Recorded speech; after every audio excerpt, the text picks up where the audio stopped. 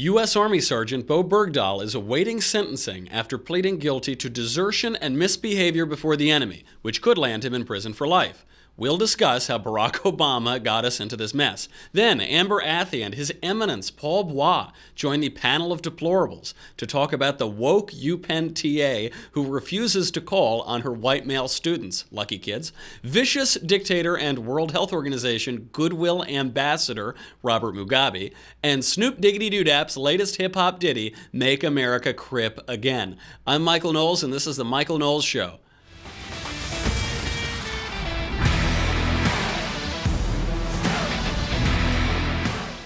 We have so much to get to today. We have to analyze this Bowe Bergdahl thing because everybody forgets about these really important political moments like 5 minutes after they pass, and they let Barack Obama off the hook. So we have to get to that. But first, this is a very good day because we have a new sponsor. Marshall, you still have a job for another week. We have a sponsor. The lights are staying on. We've got Skillshare.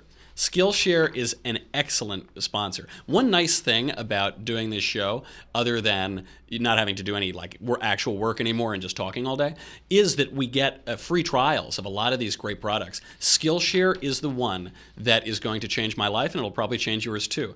It is basically like the Netflix for learning new things. So, if you want to get a leg up at work, if you want to take your career to the next level, or if you just want a side hustle, you've got your job, you like your job, but you've got a hobby that you're doing, maybe you want to make a little money on the side, or for me, you want to get better at everything you're doing, you got to check out Skillshare.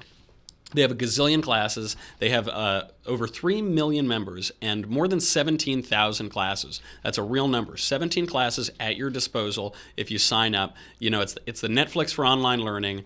Classes in graphic design, DSLR photography, social media marketing, digital illustration, and much more. They have classes in writing, which I'm now going to need to take, obviously, now that I'm required to write an actual book with words. So I'm looking into that one.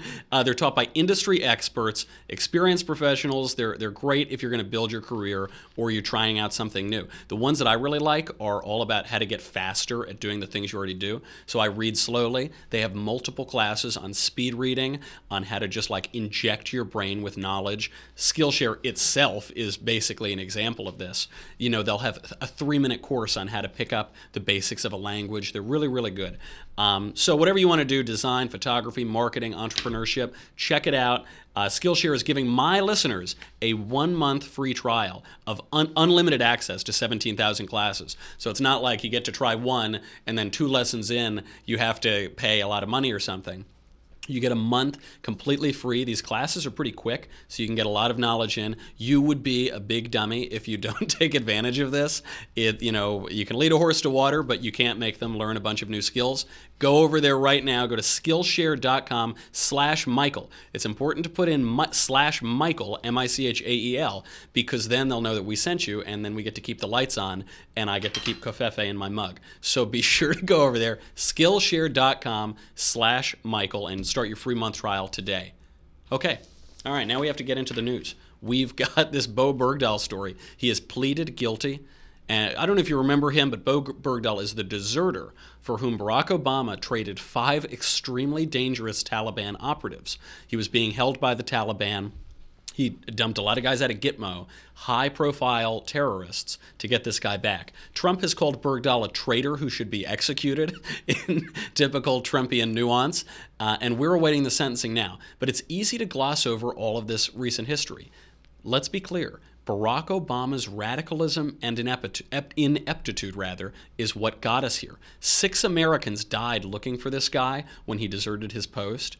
5 high-profile terrorists are back in the region, so it's a win-win by Barack Obama standards. And I actually don't mean that disrespectfully or glibly.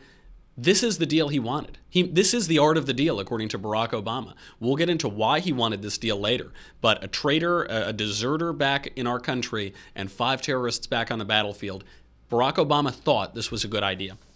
So let's go to Barack Obama announcing Bergdahl's return in 2014. Good afternoon, everybody. This morning, I called Bob and Jannie Bergdahl and told them that after nearly 5 years in captivity, their son Beau is coming home. Sergeant Bergdahl has missed birthdays and holidays and the simple moments with family and friends, which all of us take for granted. But while Bowe was gone, he was never forgotten. His parents thought about him and prayed for him every single day, as did his sister Sky, who prayed for his safe return. He wasn't forgotten by his community in Idaho or the military, which rallied to support the Bergdahls through thick and thin. And he wasn't forgotten by his country, because the United States of America does not ever leave our men and women in uniform behind. That's the key. So you see, during this press conference, he's careful with his language. He doesn't say, this is a great hero, we're welcoming a hero home, because he knows the guy's a deserter. He knows that the guy's responsible for 6 American soldiers being killed trying to find him. But he's building the case for why we had to trade these huge assets that were being held at Guantanamo Bay, why we had to send them back to Qatar so that we could get this deserter back in our midst. And the last line is the key. He said, we never, as Americans, we never leave our guys on the battlefield. Even if they're deserters, even if they're traitors, we don't leave them on the battlefield. This isn't exactly true. There is a tradition of this going back even to the French and Indian War, even before the country was founded, where we always go, and that's sort of the agreement. You enlist to serve the country, and we make sure that we don't leave you behind. This has not always worked out in practice as it does in theory. During the Civil War, the Union military made attempts to rescue thousands of captured soldiers who were being held in the South. The South had this idea, which was if they captured a black Union soldier, they would enslave him. So the Union Army halted all prisoner exchanges until the South agreed to treat black soldiers the same way they treated white soldiers. This resulted in about 13,000 Union soldiers being killed and dying, while in Confederate captivity. We didn't go and get them. There were certain other considerations that we had to take into account.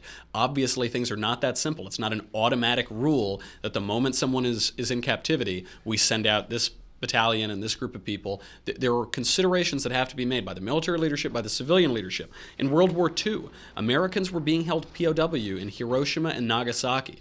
You might remember those 2 cities because we vaporized them. We blew them to bits. The United States government made that decision knowing that there may very well be American prisoners being held there, but obviously they took into account the 1 million American soldiers who could have died trying to island hop in Japan, trying to go conventionally and defeat Japan finally. So they made that decision. But there were American POWs who got zapped because we had to make certain decisions and because our enemies behaved in a certain way. On the other side, there have been tremendous raids. There was the raid at Cabanatuan, I'm sure I'm butchering that, in the Philippines during that war. American forces went into the heart of Japanese forces to save 500 Americans. I'm not suggesting that we don't do this, but it isn't nearly as clear-cut as Barack Obama needs to pretend it is to justify his terrible decision. He goes on. As part of this effort, the United States is transferring 5 detainees from the prison in Guantanamo Bay to Qatar. The Qatari government has given us assurances that it will put in place measures to protect our national security. I was going to try to hold a straight face for that. The Qatari government is, because the Qatari, we can really rely on these guys, right? They're going to protect American national security, one of the largest state sponsors of terrorism in the world, tied to the al-Nusra Front, tied to al-Qaeda, tied to Hamas, tied to ISIS. But don't worry, folks. We're going to send back some of the most high-profile terrorists in the world to one of the largest state sponsors of terror in the world and one of the richest countries in the region. But it's okay. Probably nothing will happen. It'll all go just fine. He goes on. I'd like to say to Bowe right now, who's having trouble speaking English, Bismillah ar-Rahman ar-Rahim, Zayabayem. I'm your father, Bowe. The people of Afghanistan, the same. Khalifa al-Thani. The complicated nature of this recovery will never really be comprehended. So that was Bowe Bergdahl's father speaking at that press conference. Obama has Bergdahl's parents on either side of him. And I'm not going to beat up on him too much. His son was taken captive. I don't know what goes through a guy's head. I don't know what drives him to think the things he does or behave the way he does. He does invoke Allah at this press conference, which raised a lot of eyebrows. He does have a very kind of terroristy looking beard that he grew out, ostensibly to understand what his son was going through. Perfectly understandable. There was a deleted tweet that he had sent out which said, quote, "I am still working to free all Guantanamo prisoners. God will repay for the death of every Afghan child. Amen." He also retweeted a bunch of enemy propaganda about the United States. This was not a good-looking press conference for Barack Obama, and it raises a lot of questions. Was Bowe Bergdahl sympathizing with the enemy when he was in Afghanistan? Is that what prompted him to desert? What are his parents, or his father at least, seems to have been sympathizing with the enemy during the captivity, though we can't really know. It all, as Bergdahl's father says, it was a complicated process to get this guy out. I think that is the understatement of the century. The complications that he's alluding to here are ideological complications, both for Barack Obama's radical ideology and perhaps the ideology of those who are sympathizing with the enemy. Here is Mike Flynn before he was thrown under the bus because of this Russia probe. Here's Mike Flynn, who had knowledge of the circumstances, explaining it. So for the first 24 to 72 hours, I mean, we were in crisis operations, and I was personally diverting every single capability, human intelligence-wise, to signals intelligence, to unmanned aerial vehicles, to space-based systems. I mean, we really turned on to find this soldier. So you believe, sir, that he did walk off the base with the intention of meeting the Taliban? Absolutely. Nobody now suggests that he didn't. At the time, it was hotly disputed. He's not a deserter. This is Republican propaganda to attack President Obama. Now, he did. He deserted. He walked off of the base. Barack Obama kind of leaned into that and defended that at the time anyway. And President Trump, in his typical understatement, nuanced way, made this an issue of the campaign. Take Sergeant Bergdahl. Does anybody remember that name? So this is the way we think. So we get a traitor named Bergdahl, a dirty, rotten traitor, who, by the way, when he deserted, 6 young, beautiful people were killed trying to find him, right? And you don't even hear about him anymore. Somebody said the other day, well, he had some psychological problems. Well, you know, in the old days, bing, bong, when we were strong. So we get Bergdahl, a traitor, and they get 5 of the people that they most wanted anywhere in the world, 5 killers that are right now back on the battlefield doing a job. That's the kind of deals we make. That's the kind of deals we make, right? Am I right? Typical Trumpian sobriety. Obama would be really bad at Settlers of Catan. I don't even know what that game is. We got to stop hiring kids to do this show. Donald Trump is there. He's got, if you couldn't hear on the bing bong, he's making the image of a rifle. So he's suggesting that we kill traitor, we just execute them. Fair enough. The 6 Americans that died looking for Bergdahl are... you don't hear their names a lot. You hear Bowe Bergdahl's name. You don't hear their names. It's Staff Sergeant Clayton Bowen, Private First Class Morris Walker, Staff Sergeant Kurt Curtis, Second Lieutenant Darren Andrews, Staff Sergeant Michael Murphy, and Private First Class Matthew Martinek. So 6 guys go out there trying to find this guy, and we trade him for the Taliban 5, called by John McCain the hardest of the hardcore, all 5 deemed high risk to the United States. So why did Barack Obama do it? 2 words, Guantanamo Bay. Underscored in Bowe Bergdahl's father's tweet. He did it because he made it a plank of his first campaign to close Guantanamo Bay. He said, we're going to close it. It's not constitutional. It's not in the ideals of America. We have to get rid of it. It didn't happen. He realized he couldn't do it because the worst people on the face of the earth were being held captive there. So Barack Obama saw an excuse to trade 5 terrorists for this deserter to bring him back. I'm sure if he could have, he would have traded 10 for the deserter because the incentives here were so perverse for Barack Obama. He didn't view it as a letdown to let these people out. He had been looking for a way to empty that prison, openly so, since 2008. He campaigned on it. This is not some crazy conspiracy theory. He told us exactly what he wanted to do, and then we got, as Donald Trump said perfectly. Some of that speech that he gave about Bowe Bergdahl was not articulate, to say the least, talking about Bing Bang and a dirty, rotten traitor. Maybe he shouldn't have used that language, but he got it exactly right when he talked about Barack Obama's art of the deal. Those are the kind of deals that we get because of Barack Obama's radicalism, because of his radical ideology, an ideology that says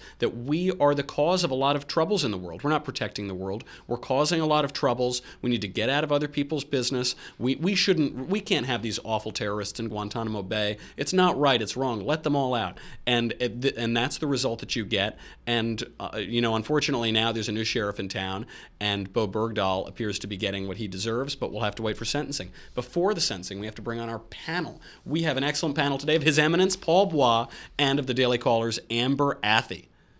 Thanks for coming on. So, thanks for having us on. Your Eminence, happy birthday, by the way. It was your birthday on Saturday. Oh, thank you. Paul Bois, was it worth it? 6 dead Americans, 5 terrorists in enemy hands. This sounds like a loaded question, but it really isn't, because you do have to take into account leaving a man on the field. Mm-hmm. Was it worth it so that we didn't leave this guy on the battlefield? I would say that the righteous law of leaving no man behind fell completely out the window the second he deserted his squadron and put the lives of American soldiers at risk.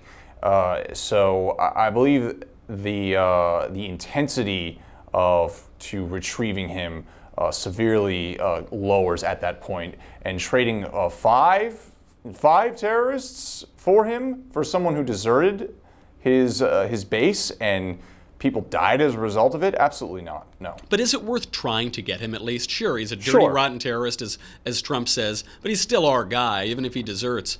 You can't desert for long, pal. We'll get you.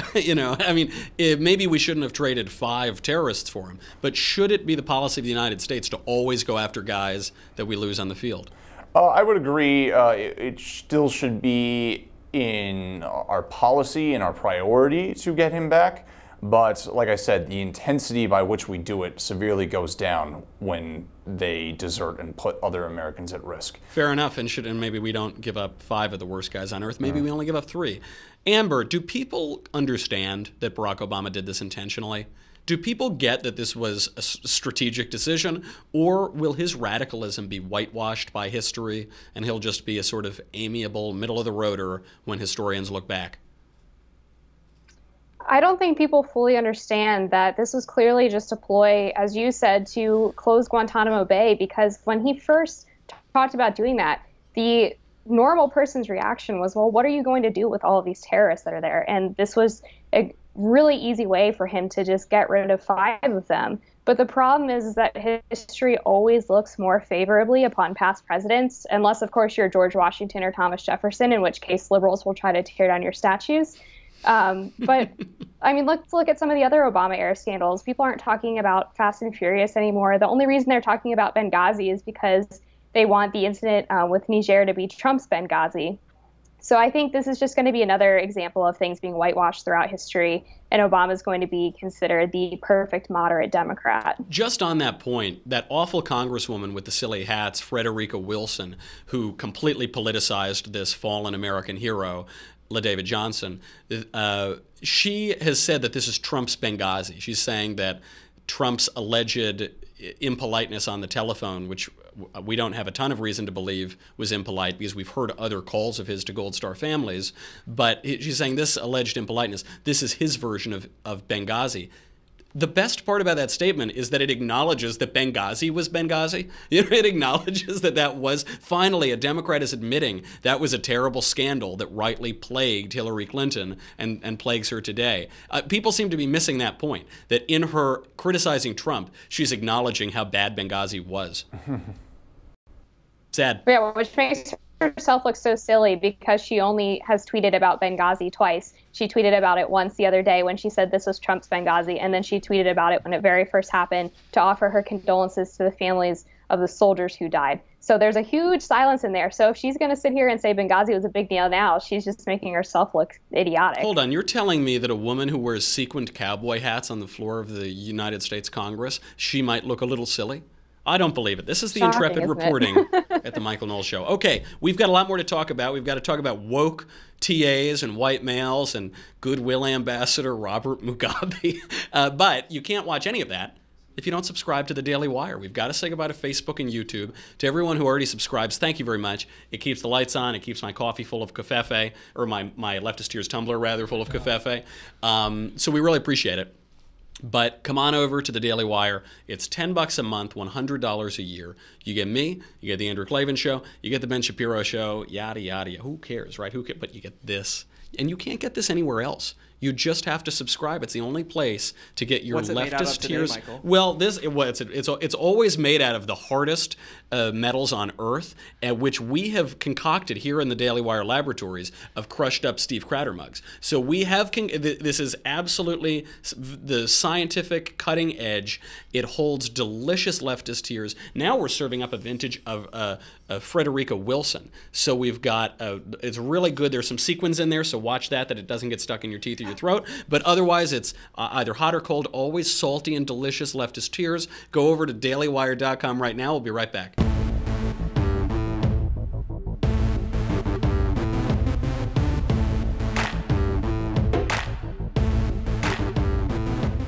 So the woke UPenn teacher won't call on white males. UPenn, this is the Ivy League, by the way. This isn't Penn State. We're talking about theoretically one of the top academic universities in the country. A teaching assistant PhD student named Stephanie McKellop just tweeted out, quote, "I will always call on my black women students first. Other POC, that's people of color, which for some reason, that's the nice term, but colored people is viciously racist. So, but POC is that one's okay. Other people of color get second tier priority. White women come next, and if I have to, white men." I believe the tuition at the University of Pennsylvania is like $60,000 a year right now, but she won't call on the white men. In the spirit of this woke TA McKellop, I'll have to call on Amber first. Is this intersectional oppression ideology just the ravings of some kook, or is it widespread? How widespread is this absurd ideology? It's crazy. This specific example is the first time I've seen this, but overall, the ideology behind it, I think, is fairly widespread at universities. What you see is professors and these social justice warriors. They can't just have people of different races be equal. They actually have to glorify and hold the so-called oppressed minority classes above the people who are historically not oppressed in their eyes. So this is just an example of how, in her view, the black women get special treatment, not just equal treatment, because they have had some kind of injustice done to them. Meanwhile, while you said they are attending one of the best schools in the country at a super high price tag and are probably some of the most privileged people in society.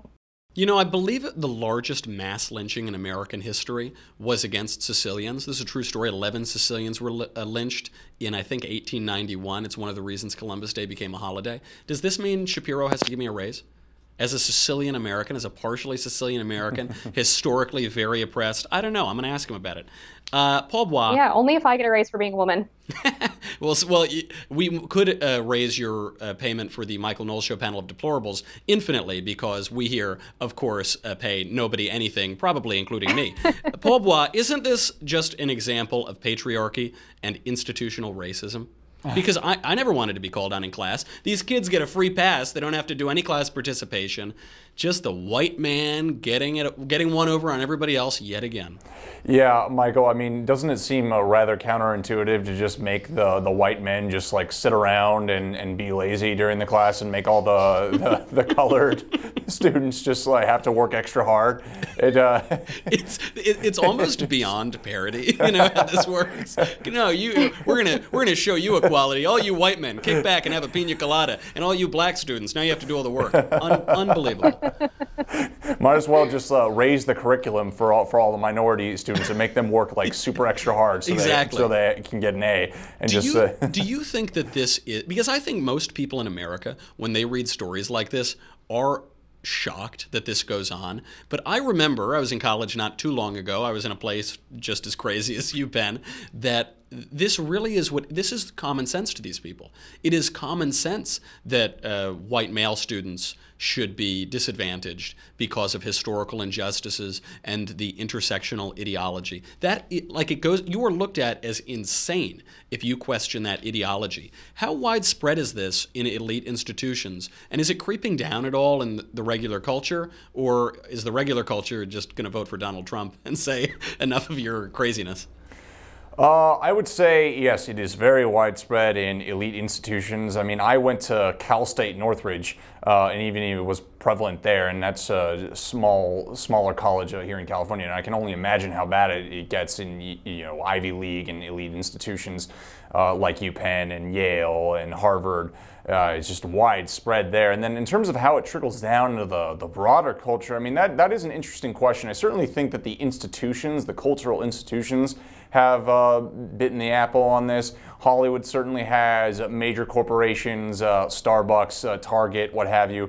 They've all bitten it. And so they try and use their institutional power to translate it into the broader culture, and they utilize it to beat people with a club and say, oh, well, we're woke. If you want to be woke like us, you want to be cool and hip, or unless you want to be one of those deplorables over there, then you better sign on to this whole white privilege and gender intersectionality narrative. So that's really how they try to translate into the broader culture, and that's why I think we elected Trump to tell all of those people, screw you. Woke like Bois. That should be the title of your memoir. That's really beautiful. But speaking of coolness and hipness, oh no, I'm sorry. We'll get to that story after. We're going to talk about Snoop Diggity Doo Dap later. But we have to first talk about Robert Mugabe, the Goodwill ambassador. Robert Mugabe has been named by the World Health Organization a Goodwill ambassador. The director said, quote, "I am honored to be joined by President Mugabe of Zimbabwe, a country that places universal health coverage and health promotion at the center of its policies to provide health care to all." That's from WHO Director General Tedros Adhanom, and he told that to a global healthcare conference as the WHO made its announcement. In Zimbabwe, 1 in 3 children are starving.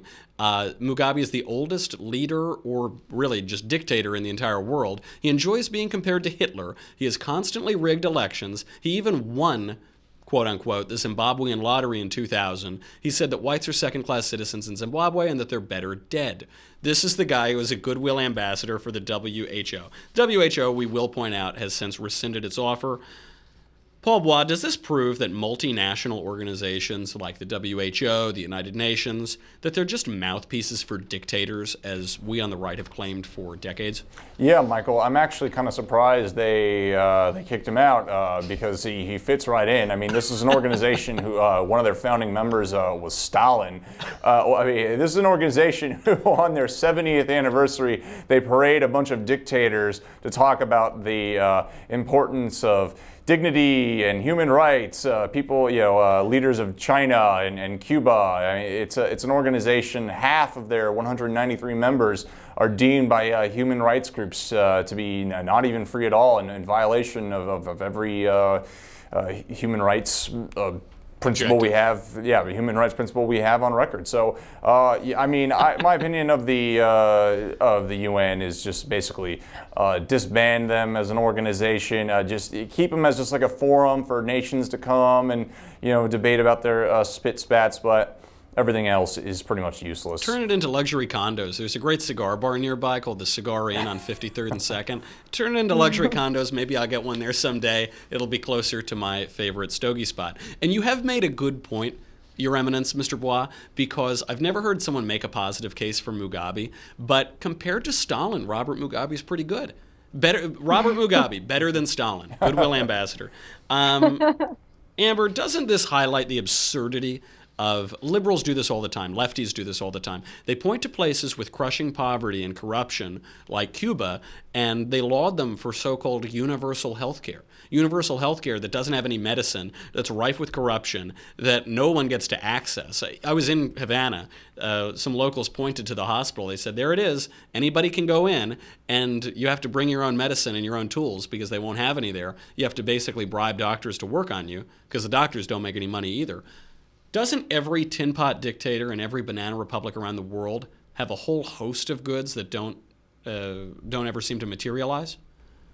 That's exactly right. I mean, you can say whatever you want when you're a dictator because you also have to imagine the press and the military are on your side. So the real story never really gets out there. And you're right that liberals will often overlook the real story behind these promises because they're so desperate to prove that socialism and communism are beneficial ideologies. Back when Fidel Castro died, I went to American University, speaking of crazy social justice warriors, and I interviewed them and I asked them if they thought that Fidel Castro or Donald Trump was a better leader. And they almost all of them said that they preferred Fidel Castro because they cited they cited, like you said, the apparent universal health care, and they cited the high literacy rates which are also shown to not be accurate.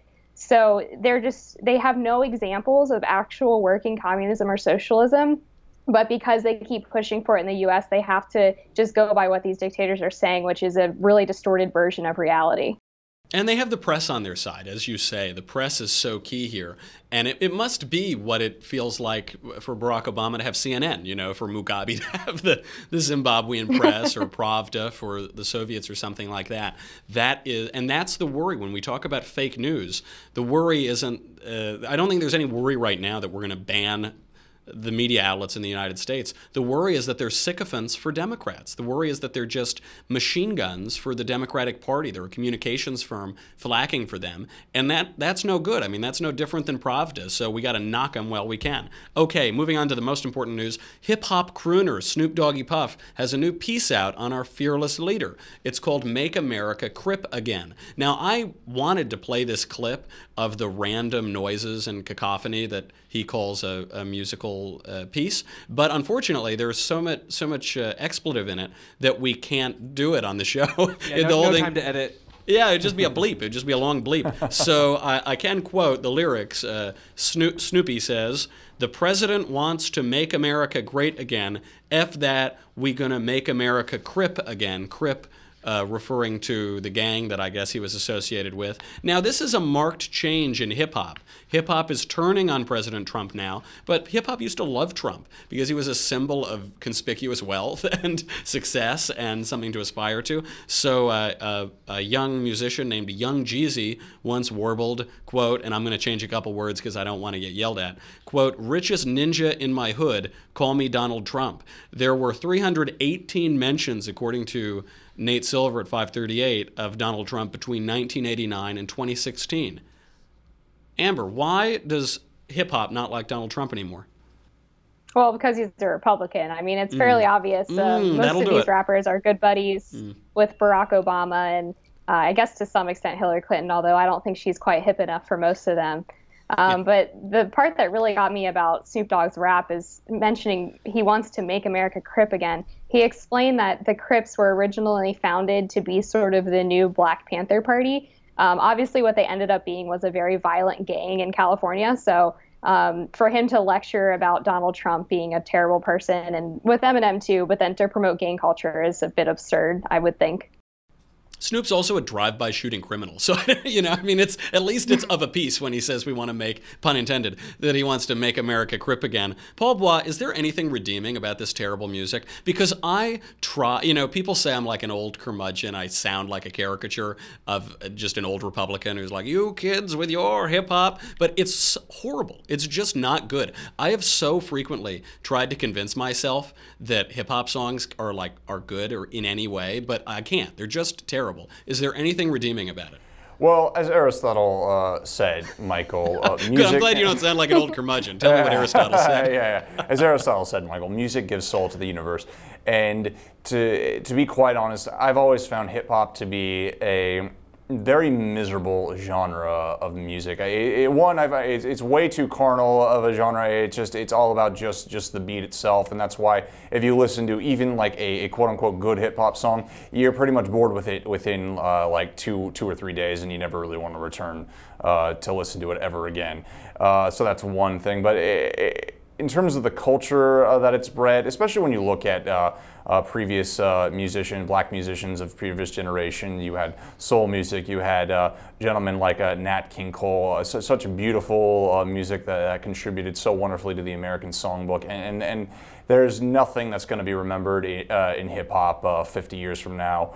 It's just going to be considered just like, oh yeah, a music genre that came in, but nobody's going to be returning to the classics of Snoop Dogg, singing about money on his mind 50 years from now, and the horrible culture of misogyny that it bred. So I look forward to its death completely. You're a hopeless or optimist, rather. I think they probably will be looking back on these guys. And you mentioned how carnal the music is. It's all about sex and treating women terribly. But you bring up soul music too. Soul music is extremely sensual, in some ways carnal, but soul music is great. There are a lot of excellent songs in soul and Motown that kind of take you on a journey, and they're musically somewhat sophisticated and lyrically compelling. And this stuff is just garbage. So I even tried. I tried to listen to Kanye one time because everyone told me. Well, mostly Kanye just told me he's the greatest musical genius ever. So I decided to see if he was right.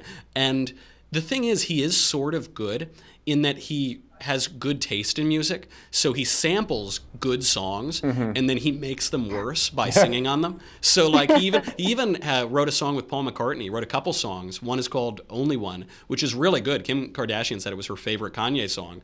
It's her favorite Kanye song because Paul McCartney wrote it, and it sounds really good except for Kanye's awful voice. But I think that's the trouble. Maybe they have a good sense of music, but just they don't have any talent, so it produces this garbage. And but we'll have to tie that into maybe one of Andrew Klavan's segments, Our Crappy Culture. Sure. Okay, Panel of Deplorables, thank you for being here. Excellent to have you. Amber Athey from the Daily Caller, His Eminence, Paul Bois, coming to us from outside of time and space, and also from the Daily Wire. Speaking of Andrew Klavan, you got to go over and check out our new narrative podcast. Hollywood is in rubble, and we're thrilled about that. So we have this, it's Andrew's new story called Another Kingdom.